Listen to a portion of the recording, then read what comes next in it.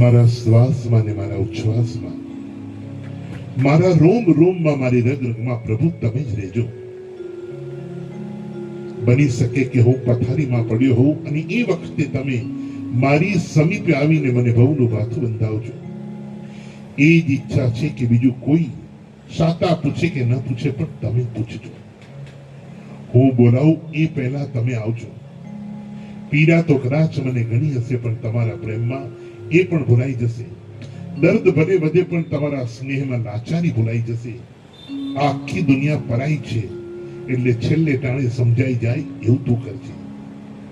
જો તારાથી કદાચ કશું ન થઈ શકે તો એટલું તો કરજો કે છેલ્લી પળોમાં સાક્ષાત આવીને મુજને મળો. હે કરુણા સાગર, હું આવું એ પહેલા તમે એકવાર આવજો. આ જગતની અંદર કીડી મકોડા ચાચર માકડ પંખી પશુ મનુષ્ય દરેકનું જીવન છે ઓછું વધતું. કોઈકને આજે તો કોઈકને કાલે, કોઈકને સવારે તો કોઈકને સાંજે, કોઈકને ભર બપોરે તો કોઈકને મધરાતે આવ્યા એને એક દિવસ વિદાય લેવી પડે છે. જન્મ અને મૃત્યુ એક જ સર્જકની બે ભેદ છે પણ જન્મમાં આવકારવાનું હોય એટલે એનો હરખ હોય છે, મૃત્યુમાં ગુમાવવાનું હોય છે એટલે એનો શોક હોય છે. જીવન તો પુષ્પનું પણ હોય છે. સવારે ખીલીને સાંજ પડી કરવાઈ જાય છે ત્યારે જ્ઞાની ભગવંતો જ્ઞાની પુરુષો કહે છે કે એક દિવસના જીવનમાં એ કેટલું બધું સમજાઈ જાય છે કે ભલે કદાચ ખપી ગયા કે કરવાઈ ગયા પરંતુ જગતને સુગંધ આપીને એ પુષ્પ જાય છે. આ ફૂલો રોજ ખીલે છે, સાંજે ખરી પડે છે, માનવ જન્મ ધરે છે અને મૃત્યુને વરે છે. સુખ દુઃખ એ કુદરતનો ક્રમ છે.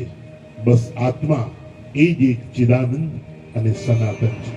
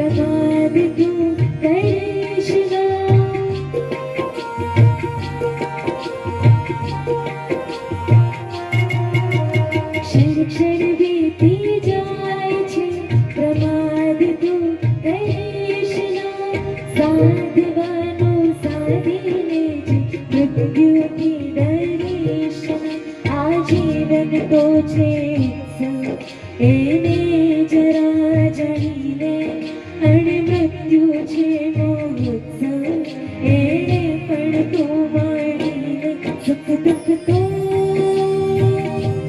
કુદરતનો ક્રમ છે આત્મ તો સનાતન છે સુખ દુઃખ તો કુદરતનો ક્રમ છે આત્મ તો સનાતન છે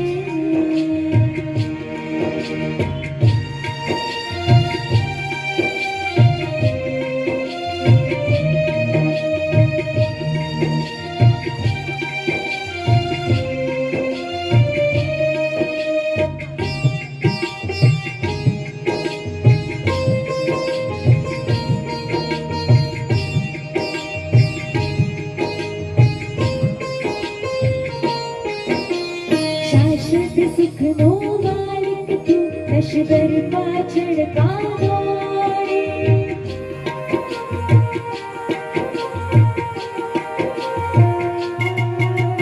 શાશ્વત સુખનો માલિક તું નશ્વર પાછળ કામ દોડે જડમાં તું તલ્લીન બનીને આત્મને તર છોડે જડને ચેતન છે જુદા એ ગ્રંથિ ભેદ કરીને રત્નાત્રયને પામે ભવનો તું છેદ કરીને સુખ દુઃખ તો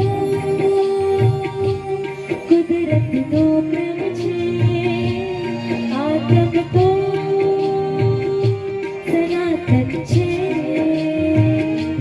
સુખ દુઃખ તો કુદરતનો ક્રમ છે આત્મ તો સનાતન છે આ ફૂલો રોજ ખીલે છે અને સાંજે ખરી પડે છે આ માનવ જન્મ ધરે છે અને મૃત્યુને વળે છે સુખ દુઃખ તો